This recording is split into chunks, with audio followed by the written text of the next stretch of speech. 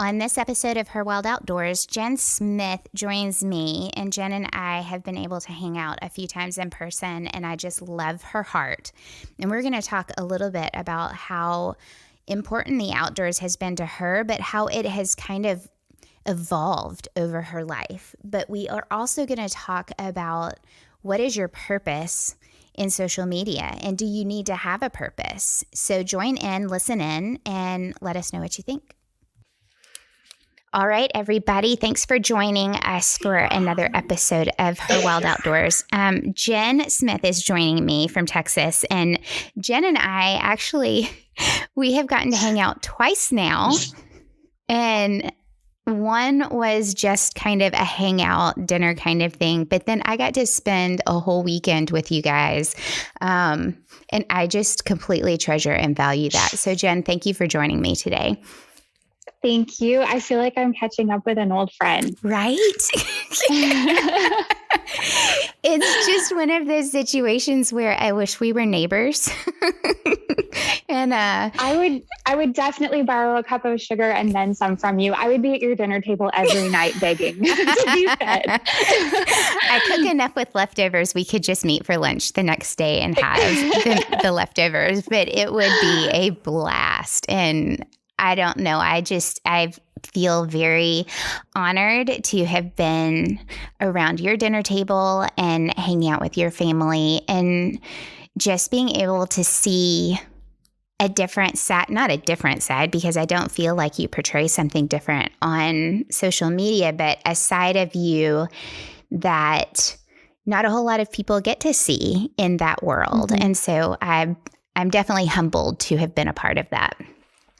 Well, it was an honor to have you. I can't wait to return the favor and come crash to your house in Tennessee. It would be amazing. It is going to happen soon. We are working on that. It will. Well, tell people, I know about you, but tell people a little bit about your background and how the outdoors has kind of, it's a passion of yours. So just give us a little bit of insight on how it became that.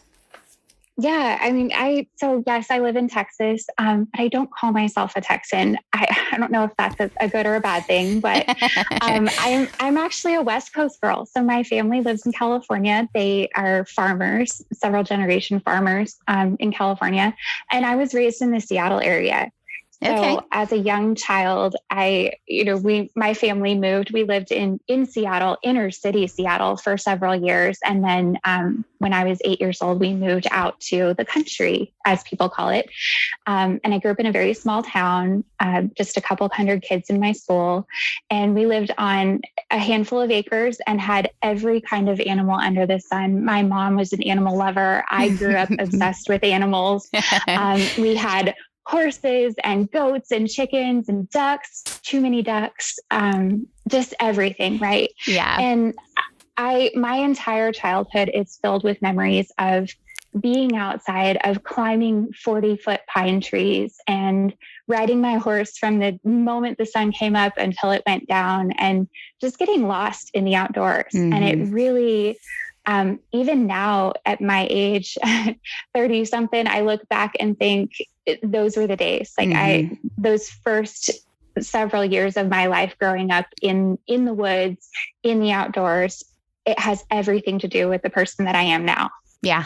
I think that, I grew up in a city, well, kind of a suburb. It was a little town, but it was filled with playing fort and listening for your mom to whistle 2 streets away to come home at dark. And, the summertime being locked out in a water cooler, putting out on the back porch and being like, don't come in. This is just go. We always had a dirt line on our legs from running through the mud or the dirt. And it creates, like you said, the person that you are today. And mm-hmm. It's something to value for sure. Absolutely. I think you and I we talked a little bit about that weekend, about how you grew up and how it was just like the indoors was just to sleep when you weren't sleeping outside. Absolutely. Mm-hmm. And it even is that way now. But it's all sort of goes back to my mom's upbringing and, you know, her idea of what a childhood should look like. Mm-hmm.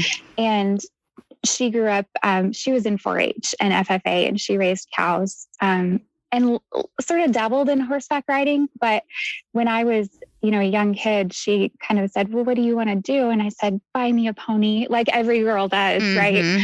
I just want a pony. I just want a horse. And so sure enough, I started taking riding lessons, and I joined 4-H, and that in itself was a huge part of my character molding. If anyone has ever had exposure to any kind of youth organization, be it, Boy Scouts, Girl Scouts, 4-H, FFA, it's all about building a foundation of character. And then when you combine that with my love of horses, I was just in heaven.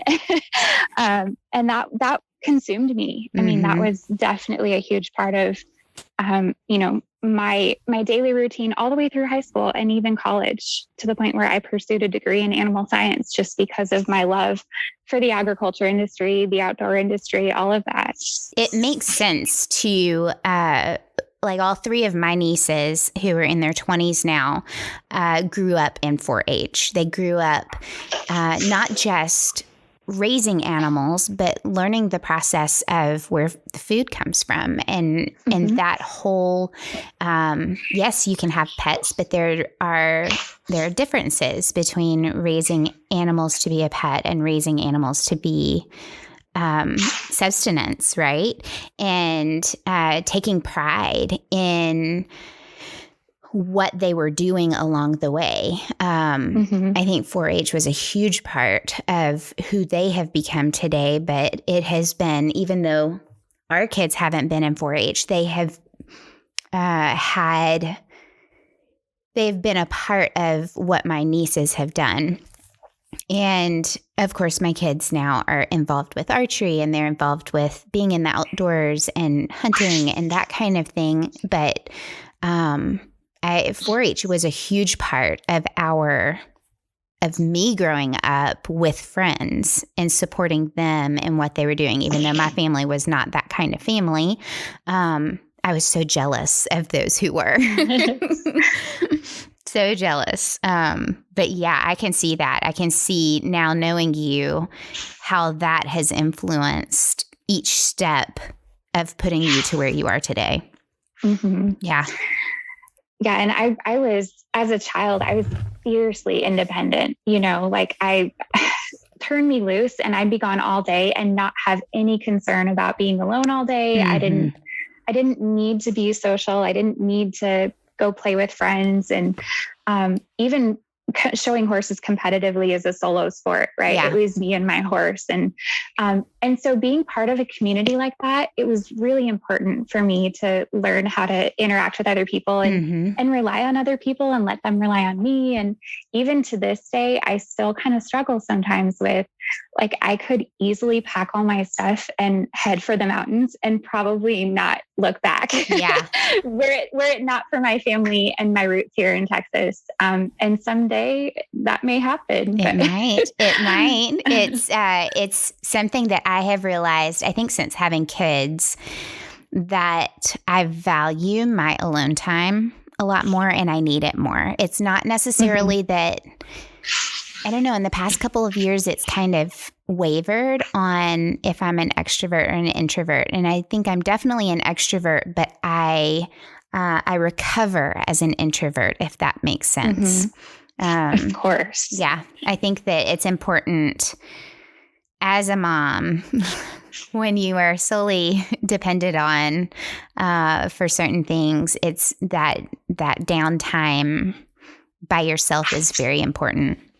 Yeah. And it's the downtime and the quiet and the connection. And I think everybody who is part of the outdoor community says this, but it's not because it's cliche. It's because it's true. Right. Is that the connection in nature and being solo in nature is unmatched. There's really no other thing that you can find in the world that gives you the same kind of experience that you get from being alone out in the wilderness. Yeah. I'm glad you said that, because I did want to specify, when I say downtime alone, I don't mean like resting or taking a nap. That could be it. And I might need that, or a hot bath or something like that. But I'm definitely along the same lines of you. I can go outside by myself and be refueled. With even hard labor. It can fill me back up in order to give back to people. I mean, cleaning horse stalls is a proven method of therapy, I promise. That is true. I have done that. It is not easy for sure. I definitely burned a whole lot of calories that day in the cold, cleaning out all the way to the bottom of a barn, a horse barn. And it definitely is good for character development. Oh my goodness. So you went straight from being at home to earning your degree. And then where did you go from there? So we had a little bit of a shift at that point in my life. So I kind of left off. I was raised in the Seattle area, kind of out in the mountains. Mm-hmm. My parents, it was back in the software technology boom, and my dad owned a software company, and he sold to a company in San Antonio. Mm-hmm. So when I was 16, between my sophomore and junior years of high school, my family moved us from Washington State to San Antonio, Texas. Whoa. And rocked my world. Yeah, it did. Pivotal point in my life. And so you can picture little quiet me, who likes to climb trees and live in the woods, is now living in the suburbs of San Antonio. My horse who's been in my backyard my whole life, is now boarded at a facility an hour away from where I live. Mm-hmm. I'm going to school with kids that come from a completely different background from me. And I've never really felt so outside and alone. Mm-hmm. And so those couple of years trying to kind of regain my confidence and figure out who I was, especially as a 16-year-old, right? Right. It's confusing enough in a normal situation. Oh yeah. But that was really a pivotal time in my life. And I would say between the ages of 16 to about 25, I really kind of lost sight of my roots. Mm-hmm. And I never gave up the horses, and I continued to ride and show, but my country life as I knew it was gone. Mm. And so I focused on school, finished my degree, all of that. Somehow I still studied agriculture. So I don't think I ever really lost it, but the core of me kind of got buried. Mm-hmm. And it wasn't until I, sort of started my late 20 adult life, that next phase of your life that comes when you near your 30s. Yes. And there's that other sort of pivotal shift that happens. It's almost like on this 10-year cycle, right? Right. So I agree. Mm-hmm. In my late 20s, I was sort of at this point where it was like, I had built an amazing career. I had a really fast-paced career. I was traveling all over the world. I'd finished a master's degree, had a baby 2 months prior to graduating. Life was hectic, mm-hmm. to put it mildly. And I just kept feeling this nagging sense of go home. And I couldn't really figure out what it was. And so in my 30s, like early 30s, I had racked up so many airline miles, and I had put in so many hours at work, and, I was like, I need a break. Mm-hmm. And so I pulled up the American Airlines website and I looked at my mileage, and I was like, I can go anywhere. And so I picked up this map, and it had little indicators of all the places that they flew where I could use my miles. And this is back when it was much easier to travel. Mm-hmm. And I literally closed my eyes and just picked a spot with my cursor on the computer, and it landed on Durango, Colorado, of all places. I could have gone to Hawaii. I could have gone to, Belize or whatever. I could have sat on a beach, but Durango is what came forward. And I'm like, okay, I'm going to Colorado. And so I packed a bag. I had never been there before. I'd never been to Colorado. I packed my suitcase, did some research. I'm like, I don't even know what the weather's like. grabbed a pair of hiking boots from REI. I'm literally like, I felt like I was starting from scratch. And I just got on a plane and that was it. No reservations, no hotel. I had a car rental, but that was it. I just flew to Durango. And I got off the plane, and the Durango airport is super cute. It's like a little lodge. It looks like a log cabin, and you walk in and instantly I was like, oh my gosh, this is it. This is what I was supposed to have done with my time here. And I spent the next 5 days just bouncing around the San Juan Mountains in Southern Colorado. And I would sleep in my car, or I would, backpack and sleep in a tent somewhere. And I just got lost for 5 days, but I was the least lost I've ever been in my life. Yeah, that makes sense. That makes pure sense. And I like how you said, our decades of change, it resonates with me just because I don't think I ever settled on anything until I became a parent. And that's something that there's no question about. When you become a parent, you can't step back from that. That's something that you do not necessarily connect to, because I don't think everybody connects to parenting, but it is a responsibility that you then take on. And I loved being a mom, and I still love being a mom. But it wasn't until my early 30s that it was almost like I had to do a self-check, kind of like you were talking about, what is my purpose? What are my core values? Who are my real friends? If we're getting down to some of the nitty-gritty, who do I need to step back from? Where are my boundaries for my own mental health and emotional health? And I think that was my pivotal moment of, I don't know. It was, I lost a lot of friends.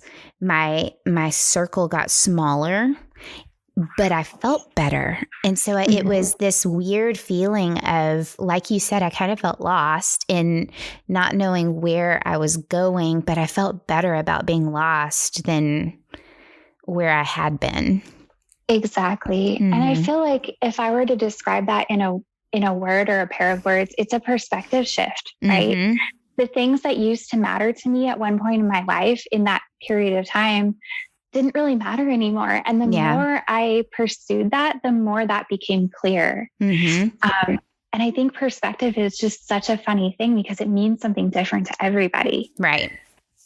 You can't define perspective in a broad sense. It is 100% individual for each person. And that, I think I like that even more because you can't argue against my perspective. I can't argue against your perspective. It is what it is. And we can definitely celebrate. We don't have to agree with it, but there's no arguing against it. Exactly. Yeah. So what did you do after Colorado? How did you shift your daily life from that experience?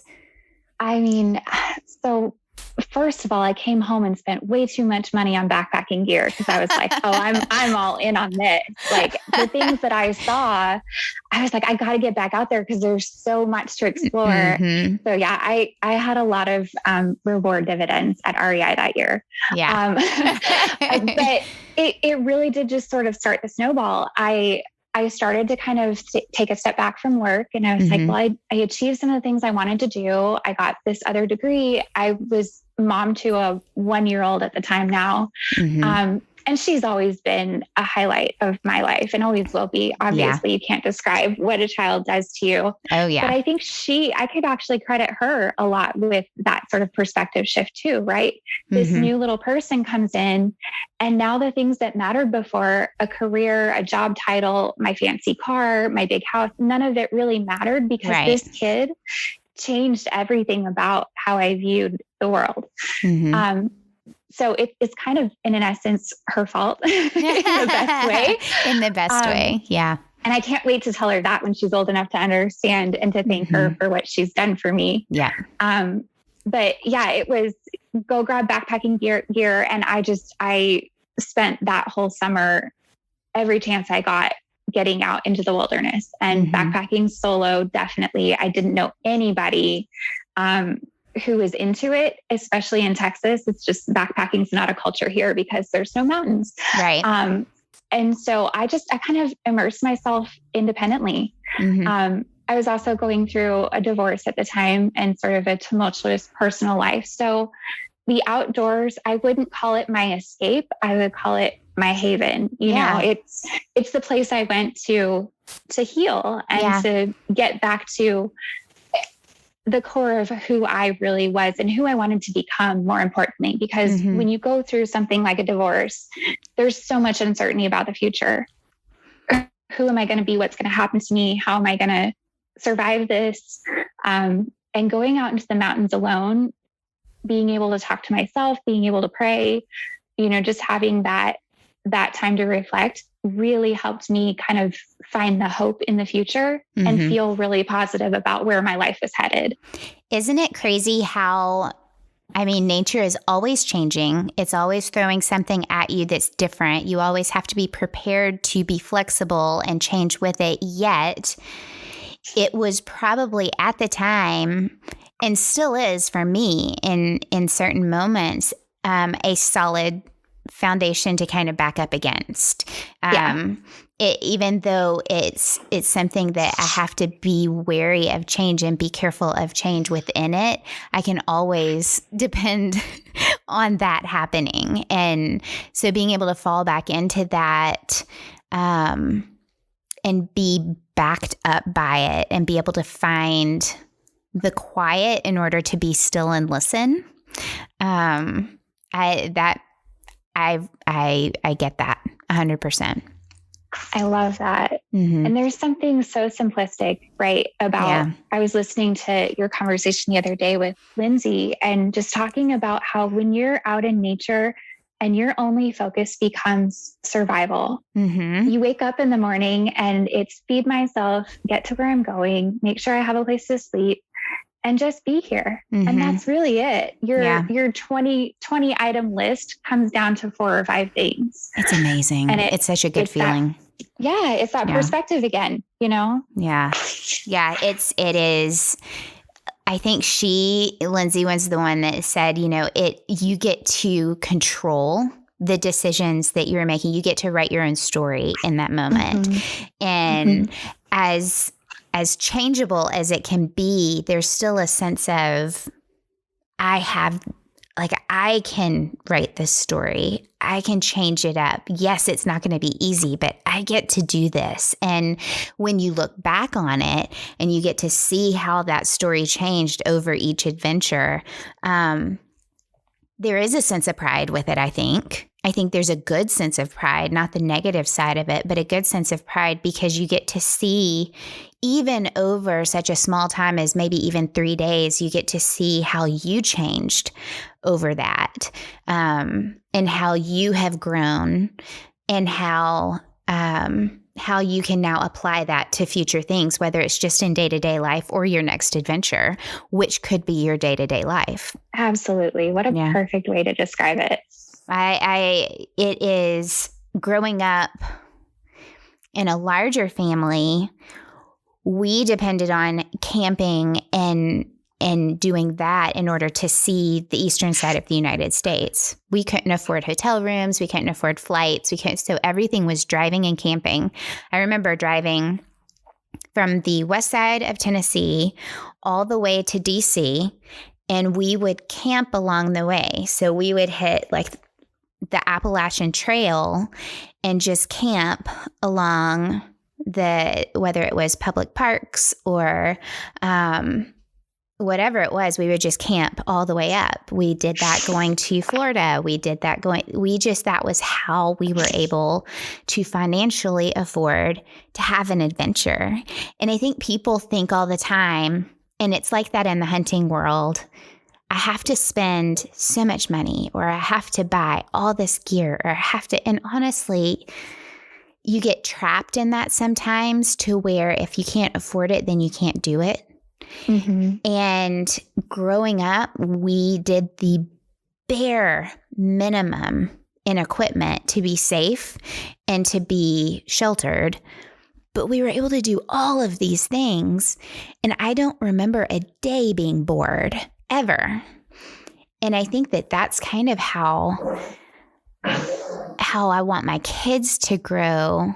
And it's like what you said, your kids kind of change that mindset and that purpose sometimes to something better because you want to slow it down. You want to make it to where they don't have to be entertained. They can entertain themselves with just little things. And that's like, I want my childhood, which was really just affordability, to be their childhood. Yeah. And I think it's so challenging now as a parent because I look at my kids and think they're growing up in a world where comparison is constantly at the forefront of their experience. Yes. Everything they do is somebody else better than me? Is somebody else getting more than me? And social media doesn't help if you look at it that way. Yep. And so it's even more important, I think, now to be able to help them and help ourselves, right? Even as adults, have our own individual experiences and not worry so much about the comparison of, am I better? And I'm so competitive. So I have to remind myself sometimes that, as silly as it sounds, my best is my best. And I don't have to do what everybody else is doing. And I am an individual and I am uniquely qualified to be me. And that's part of what you're describing here is if your childhood being able to grow up and go camping differs from someone else who grew up in an RV with, all the fancy latest stuff and satellite TV, who really got the experience out of those two, Yeah. I agree. And it's not like we're not sitting here judging one way or another. It is, what did you get out of it? That's the basis of it. That's how did you walk away from those circumstances? Did you take away everything that you could have, or did you rely on something else to entertain you?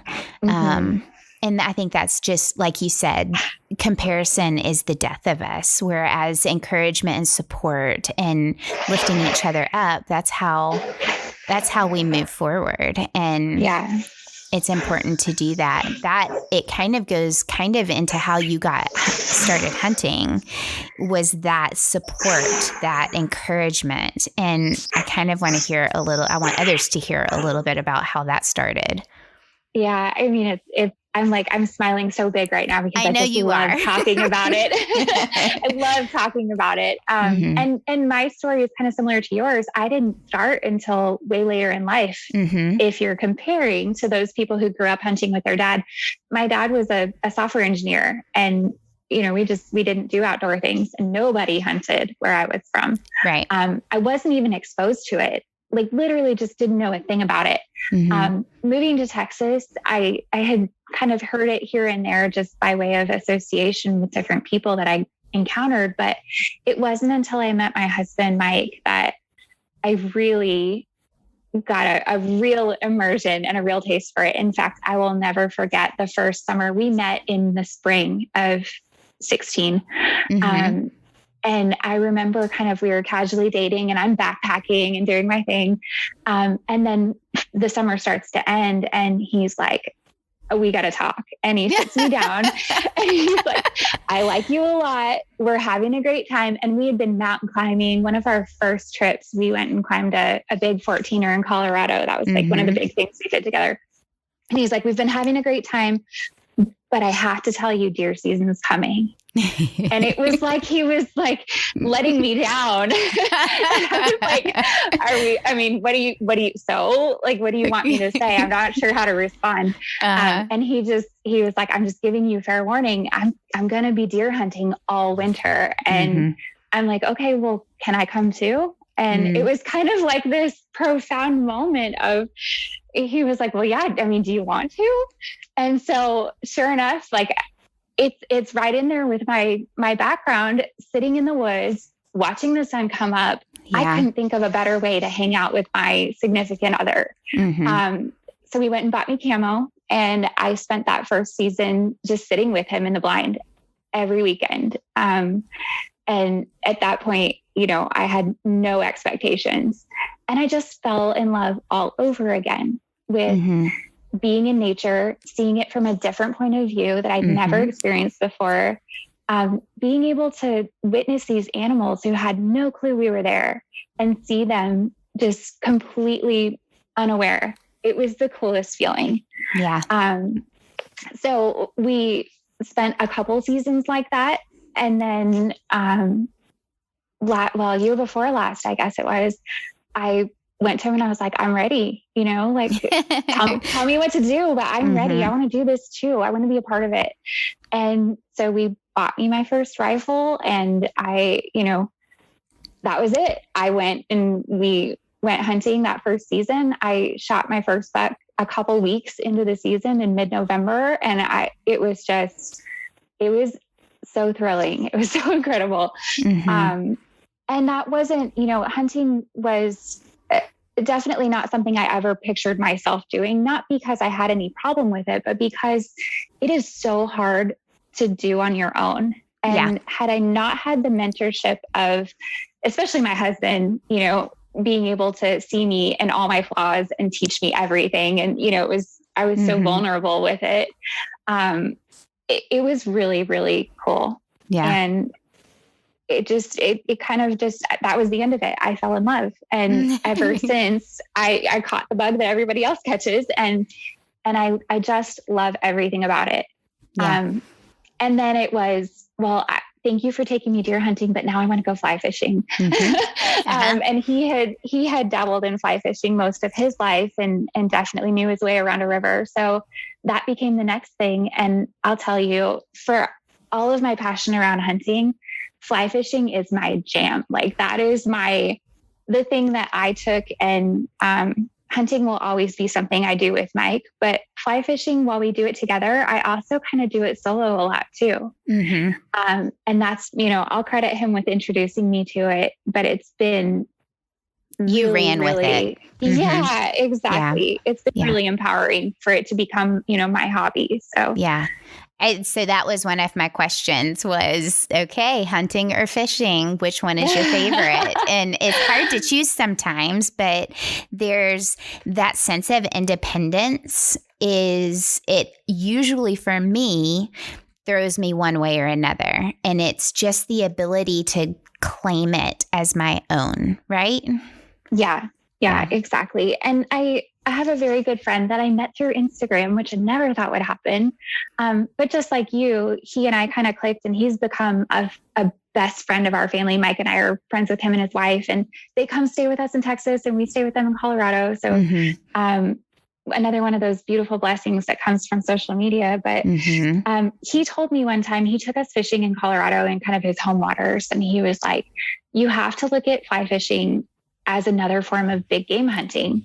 So stop going out there trying to catch fish. Go out there and try and hunt that fish that you're looking for. Look for signs, look for tracks per se. Learn how to read the environment, learn how to trick them into not knowing you're there. Right. And as soon as he said that to me, it totally shifted the way I fished, and it clicked for me. And that was definitely a turning point. And so now I almost view fly fishing as a form of hunting, if you will. Yeah. No, that makes sense. People say it all the time, there's hunting and it's not killing, it's called hunting, because you don't actually get something each time. In fact, it's very rare. If you're going out as much as I know that you do as well, but as much as you go out, if you got something every single time you went out, then there's no draw to it. And I think fishing, sometimes depending, because sometimes you can find a perfect spot where you're just reeling them in, right? But for the most part, it is hunting for that spot. And so I can see exactly what you're saying with that, and how it becomes a part of putting a puzzle together and being like a detective out there trying to look for the clues of where to be and how to find it. And that's pretty cool. I've never thought of it that way, and it makes perfect sense. It makes perfect sense. I think we have a buddy who fishes here in town, and he takes us sometimes, and I'm like, how do you figure out where these things are? And it's because he's been fishing those parts of the river for I don't know how many years, his whole life. And so he just gets it. He knows how to look, like what it's supposed to look like, what time of day, where they are. But I'm not experienced in that. So I go and I'm like, hey, we're catching all these fish. And I don't see the hard work that he has put into it versus me just coming along for the ride. Yeah, exactly. And it's funny because I mean, I've been humbled way more times than I've hit hot spots and just crushed it. Yeah. It's kind of rare actually. But that's the thing. Like, I love the logic and the mental challenge that comes with putting it all together. And there's the entomology component. You have to figure out what kind of bugs they're feeding on. And, then there's the habitat and the way the water moves and the air pressure and the sky. And it's all the same elements as going out and wondering where the deer are. And, if the moon is right and if the sun is shining and where the wind is. And it's kind of all the same concept. But the part that I'm so drawn to with hunting and fishing is absolutely that puzzle, putting it all together and making all the parts fit. And then that sense of accomplishment when you actually pull it off. Yeah. Yep. And I think that there are parts to both of it where you can anticipate what's going to come next when you have practiced for so many times. But honestly, it's changing all of the time. So it's always exciting. It's always, there's the anticipation isn't in something that is going to come. It's the anticipation of the hope of what's to come. Yes. Yeah. And it's funny you say that because I had an experience a little while ago where I went on a guaranteed hunt, which is really common in Texas. Right. And there's a time and place for every single type of hunting. And I won't sway one way or another. But people just have preferences. Yeah. Yeah. And so I went on a guaranteed hunt and I knew what I was doing. Like, I knew what I was signing up for and I knew what to expect. And that was kind of the downside of it, was I knew what to expect. And I didn't quite realize till I was in the moment that I was like, man, I don't feel the same way as I feel when I walk into the woods and I'm just faced with total unknowns. Right. And it was interesting, just the way it felt to me and the way I was perceiving it internally. And I still had a great time and I had a fun experience, got, great meat and a good trophy and all of that stuff. But my experience was drastically different because I knew exactly what was going to happen. Yeah. And it does change what your purpose is. If you're meat hunting, then and you want to spend your money on filling your freezer, there's a purpose in that. There's exactly. But if you're trying to fill a lasting thrill that is going to keep going, whether you get something or not, then that's not for you. You've got to search for it somewhere else. Right. Yeah. Or do both, like there's a time and a place. I got in a situation last season where I got like, I'm not going to have meat in my freezer. What am I going to do? And I went meat hunting,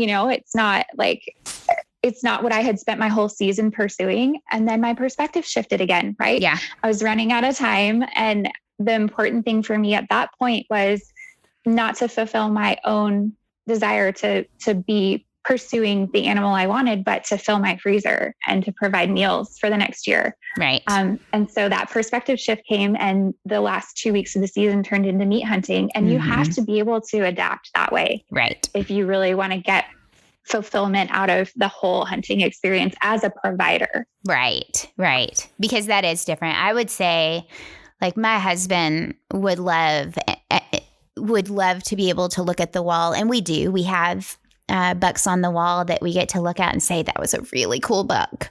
But honestly, unless there was something bigger than that comes across his path, he's meat hunting. He wants to fill the freezer. He wants to be able to donate. There are these goals along the way. His goal this year wasn't necessarily a big deer. It was, he wanted to get a muzzleloader. harvest, and he wanted to, what was the other one? He had a couple of other ones. Some he met and some he did. Oh, a public land deer.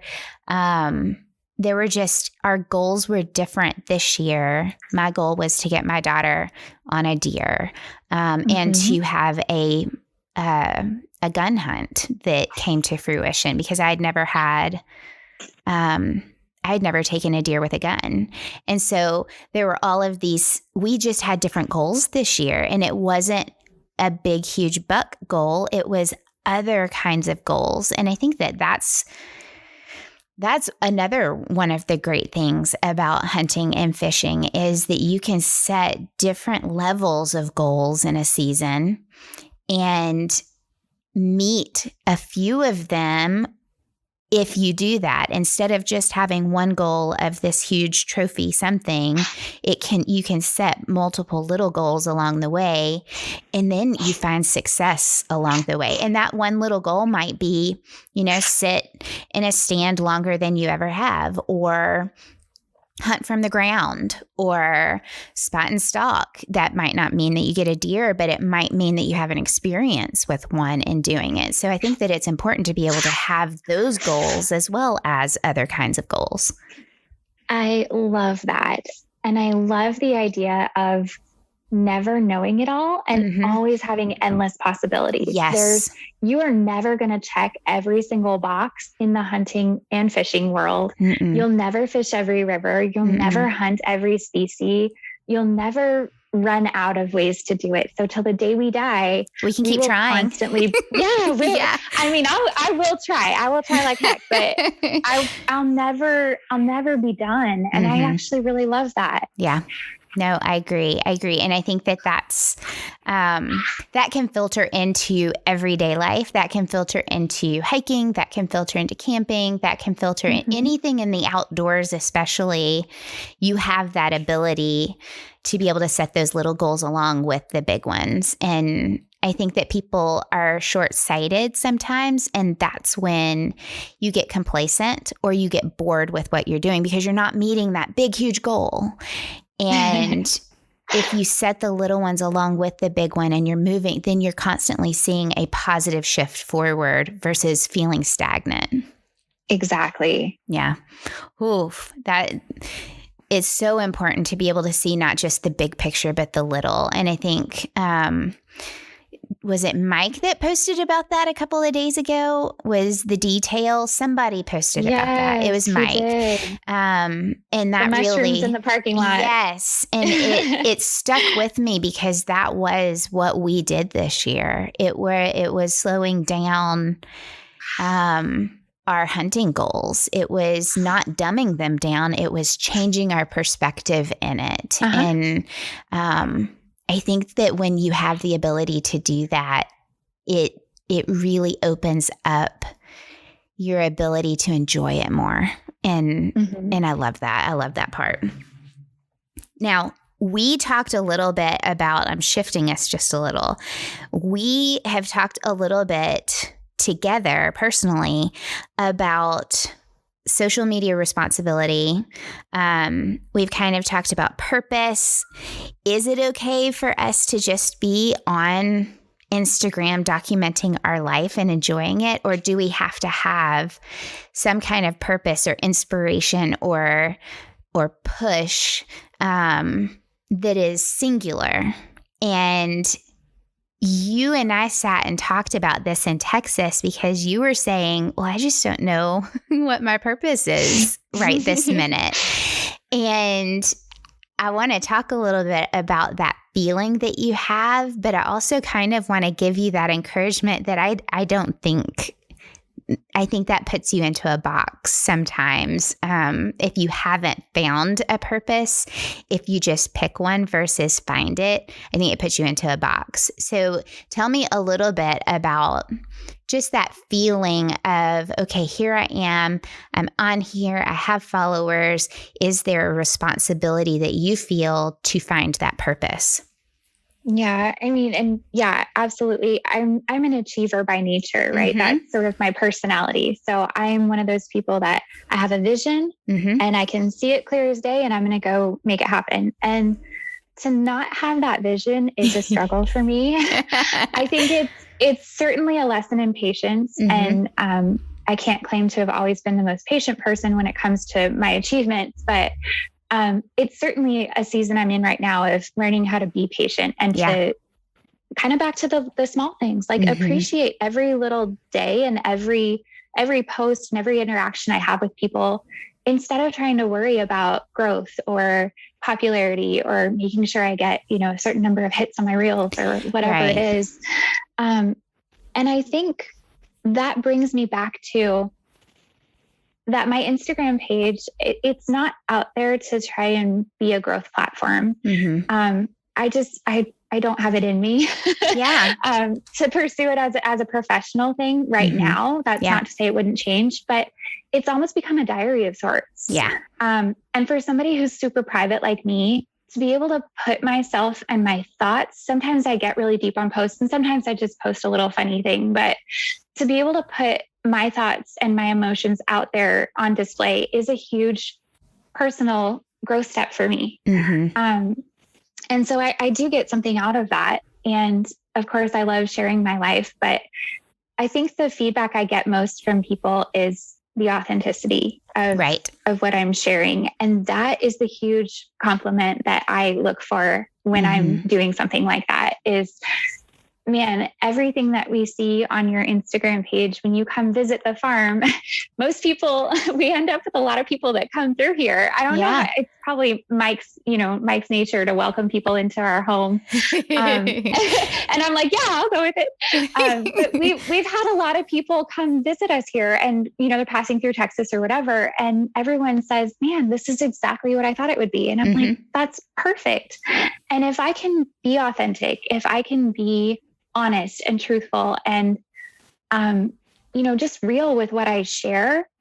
And if that message reaches one person in my community and that person says, I get that, and that makes sense to me, or I hadn't thought of it that way, or that's something I've always wanted to do and now I feel like I can, or even reaches out to me personally and we start a friendship. I think that the quality over quantity is completely appropriate for me in this stage of my life, in this phase of my social media platform. It's really all about that quality, and building a personal community is not something I ever thought I'd be capable of doing. And here you are. And here we are. I think that goes into, I think that the craving right now that the world has is shifting. I think that you notice it on platforms that are calling out fake people. I think you see it in day-to-day life. I think that you see the world as big as it can be. I think the craving has kind of come back into a small community of sorts that desire. You see people leaving big cities to come into smaller towns. You see the desire for relationship, not just on a surface level, but the relationship to be on a deeper level. And I think that that's all within us. If we take our faith into it, that's what we are born for, is a deeper relationship, not the surface stuff. But I think that you are starting to notice a trend in social media for the desire for authenticity. I know that's what I look for. And I know that you're starting to have people lean into that a little bit more and notice people that aren't authentic, who aren't being truthful. And you notice the people who are just posting ads versus telling a story. And I think that I think that on the inside, deep down inside, we crave that. And so it doesn't surprise me that that would grow, but it's an organic growth, right? It's not just I don't want 10,000 people to follow me just because of my name. I want, one person to follow me because we are like-minded, or we can support each other and encourage each other, or develop a friendship. It's more about the conversations versus the likes. I don't think that there would ever be a day go by that I don't appreciate the conversations that I have. And that means so much more to me than any number. Is just getting closer and supporting each other in a real, authentic, organic way. Exactly. And I think you and I forming the friendship we have is proof of that, right? Yeah. At some point in our lives, we will slow down, right? Mm-hmm. We'll be in our 50s or our 60s, and we'll just live on a commune with a river somewhere. and Instagram and social media will be an afterthought. Mm-hmm. But I promise there are people that I've met through this community that I will still talk to 20, 30, 40 years from now. Yes. And that I will meet on a river somewhere and share lunch with as we go fishing, or we'll go hunting together. I mean, I see it sort of as a means to an end, with the end not being my popularity or my social status, but the end being those people and those experiences and conversations and friendships that I can take on with me to the next phase. Because you know what? I'm coming up on that next 10-year mark. Mm-hmm. I'm about to shift again, right? I'm about to change my perspective one more time as I near my 40s. And I want to take those people with me, and I want to be a part of that community. I can tell you the 40s have been the best, if I can be honest. I'm excited. This has been my first year in my 40s, and I was really excited about it. I have talked to friends my age who turned 40, and they're like, I don't know. I've hit all my goals. You know, I've had the kids. They've hit all of these milestones that they had to a point, but they haven't continued setting goals. And so they get to 40 and they're like, now what? Mm-hmm. And so I really, truly believe that in your 20s, you're building, hopefully, for your 30s. And in your 30s, you're building and putting goals ahead of you that you can reach in your 40s. And so I think that it's just a constant build so that you are looking forward to things always. So I'm building right now the things that I'm going to grow into in my 50s and so on and so forth. I don't ever want to stop. I don't want to be the person that sits in the lazy boy in front of the television for hours and hours on end. I want to die outside doing something that I love. And I'm not going to do that if I get stagnant now and stop setting those goals. And so even if they're little bitty, like we were talking about earlier, it's still that positive move forward so that you're constantly excited about it. But no, I can tell you the 40s have been the best in my 1 year that I've been in them. I'll take your 1 year of experience because it sounds great. Good. I don't know. I think there's a sense of confidence that comes kind of mid to end 30s that you find. And I think that you can blossom into that and grow, and you kind of throw away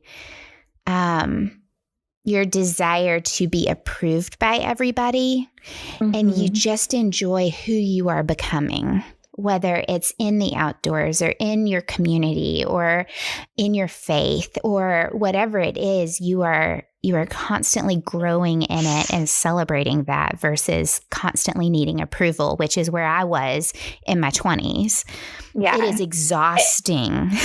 Exactly. And you know what's funny about that is as you start to turn to that way of thinking, you then become more of a giver than a taker. Yes. Because when you're looking for approval, you're taking from people. You're constantly seeking, and you're constantly pulling away from someone else and saying, give me. I want attention. I want approval. I want validation. Yeah. But when you stop doing that, you start giving to other people, and you start offering things like love and compassion and insight and wisdom. And I tell you what, like, I would rather be a taker and be a community full of takers around me. Because I'm only going to grow from those people. Like the things I have learned from everyone, I've learned something from every person I've interacted with. And that's just contributing to me as a whole too. Yeah, no, it's true. There definitely has to be a balance. But I mean, going back to, do you have to have a purpose on the internet.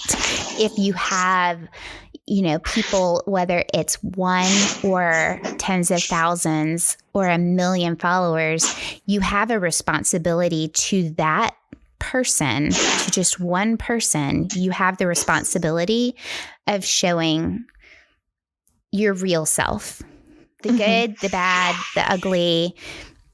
I mean, I'm not talking privacy. I'm not talking, getting down to all of the details of who you are and where you live and your kids' names and all of that. I'm talking about living fully and not faking it.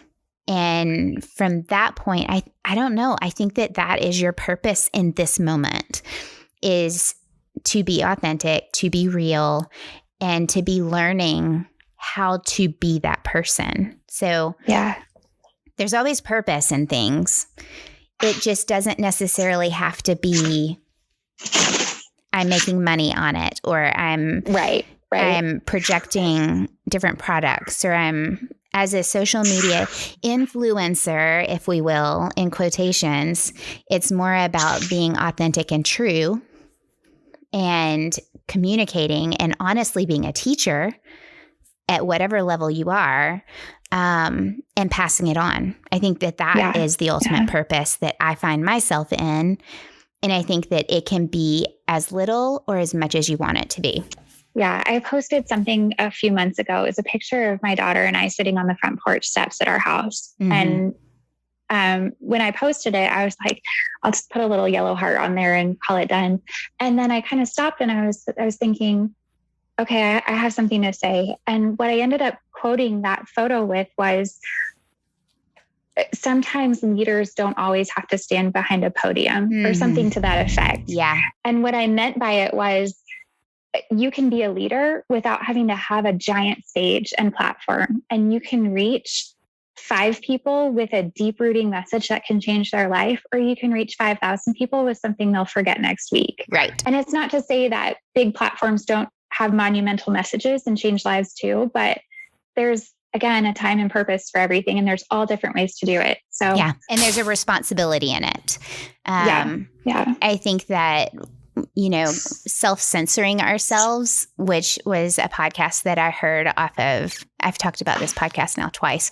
I think that self-censoring ourselves isn't necessarily holding back. It's just being responsible for what you are putting out there, and claiming that responsibility in it, and finding